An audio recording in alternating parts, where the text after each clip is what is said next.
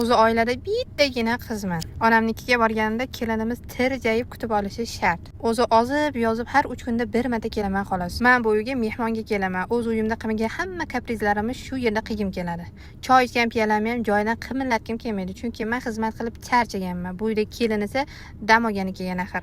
Kelin deganda keyin kechasi 1gacha xizmat qilib saharda to'g'ri hovliga suv sepish kerak edi. Endi o'zim 9da turishimni bilmaydi-ku bu. Nima, eri uni erkalatgan olib kelgan ekanmi? Xizmat qilgan olib kelgan. Ovqatlanib bo'lgandan keyin sekingina voy belim deb divanga yon boshlab olish bu qaynapalik instinkti. Kelin oshxonada 100 ta idishni bir o'zi yuyotganda ham men zalda o'tirib onam bilan o'sha kelin kelgan ko'ylagi fasonini muhkam qilishimiz kerak. Agar kelin charchab idishni sal qattiqroq qo'ysa bormi?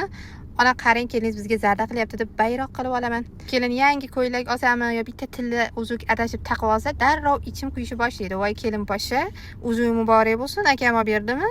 Bizga kelganda akam cho'ntaklari teshik, sizga kelganda bankomat bo'lib ketadi deb pichiyyotaman. Axir akamni puli faqat menga va meni bolalarimga sarflanish kerak-ku. Xotini nima?